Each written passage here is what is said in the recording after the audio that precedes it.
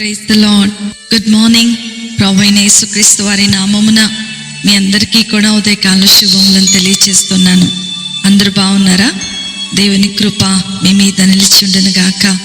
నా ప్రియమైన దేవుని బిడ్డలారా, యేసుతో అనుదిన ఆత్మీయ ప్రయాణం నాతో పాటు కొనసాగిస్తున్నటువంటి నా ఆత్మీయమైన సహోదరి సహోదరులందరికీ కూడా ప్రభు పేరట శుభములను తెలియచేస్తూ ఉన్నాను.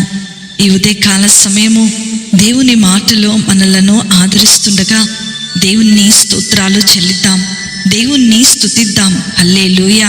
నేటి దిన వాక్యము రోమీలకు రాసినటువంటి పత్రిక 8వ అధ్యాయము 28వ వచనము. దేవునిని ప్రేమించు వారికి అనగా ఆయన సంకల్పము చొప్పున పిలువబడిన వారికి మేలు కలుగుటకై సమస్తమును సమకూడి జరుగుచున్నవి. హల్లెలూయా. నా ప్రియమైనటువంటి దేవుని బిడలారా, ఈ భూలోకంలో మనం చూస్తే అనేక రకములైనటువంటి ప్రేమలు మనకు కనపడుతూ ఉంటాయి. ఇవన్నీ కూడా తాత్కాలికమైనవి, అశాశ్వతమైనవిగా దేవుని యొక్క లేఖనాలు సెలవిస్తూ ఉన్నాయి. ఈ లోక ప్రేమల ద్వారా మనకు ఏమి కలిగినా కలగకపోయినా దేవునిని ప్రేమిస్తే మాత్రము మనకు సమస్తము మేలు జరుగుతుందని దేవుని యొక్క లేఖనాలు సెలవిస్తూ ఉన్నాయి. మనము దేవునిని ఎలాగూ ప్రేమించగలం? ఒకవేళ ఎవరైనా మీ వద్దకు వచ్చి మీరు దేవుణ్ణి ప్రేమిస్తున్నారా అని అడిగితే మనం టక్కన సమాధానం చెప్తాం. ఏంటి అంటే, అవును, నేను దేవుణ్ణి ప్రేమిస్తూ ఉన్నాను. మన దృష్టిలో దేవుణ్ణి ప్రేమించటం అంటే వారానికి 2 గంటలు మందిరంలో కూర్చొని ఆయనను ఆరాధన చేయటం, రోజు హడావుడిగా అరగంట వాక్యము చదువుకొని చిన్న ప్రార్థన చేసుకొని బయటకు వెళ్ళిపోవటం, లేదా దశమ భాగం దేవునికి ఇచ్చేసి నేను దేవుణ్ణి ప్రేమిస్తున్నాను కాబట్టి నేను నా దశమ భాగాన్ని దేవునికి ఇచ్చేశాను అన్నట్లుగా అలా రకరకాలైనటువంటి సమాధానాలు ఒక్కొక్కరు ఒక్కొక్క విధంగా చెప్పేస్తూ ఉంటారు.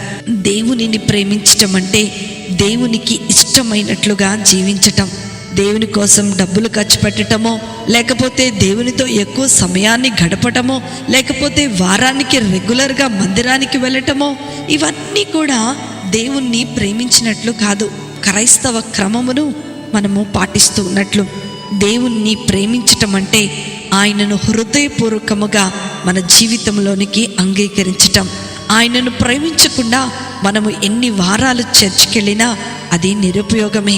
ఆయనను ప్రేమించకుండా మనము ఎన్ని ధర్మ కార్యాలు చేసినా సరే అది వ్యర్థమే అని దేవుని యొక్క వాక్యము సెలవిస్తూ ఉంది.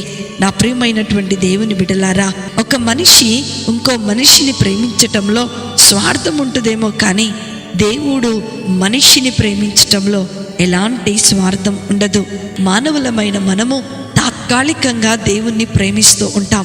దేవుణ్ణి ప్రేమించటం అంటే దేవుడు మనకిచ్చిన ప్రతి ఆజ్ఞను పాటించటం, దేవుడు మనకు చెప్పిన ప్రతి మాటను విశ్వాసం ఉంచటం, దేవుని మీదనే ఆధారపడి మనము దేవునితోనే సహవాసము కలిగి ఉండటం.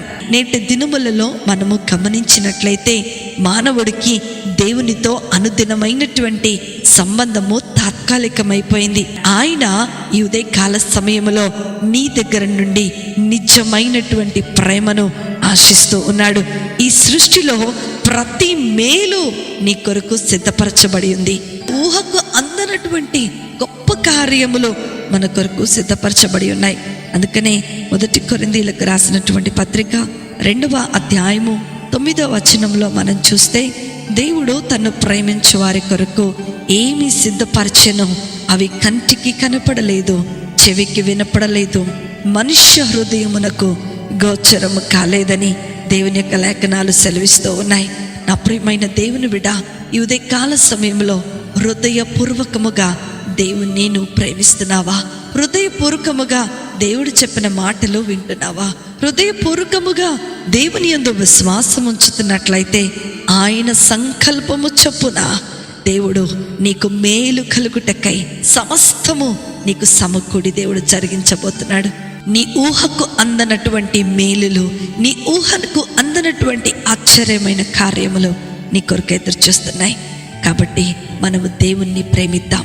అట్టి కృప, ధన్యత, ఆశీర్వాదము వాక్యం వింటున్న దేవుని పిల్లలైన మీ అందరికీ కూడా అనుగ్రహించబడును గాక. ఆమేన్. ప్రార్థన చేసుకుందామా?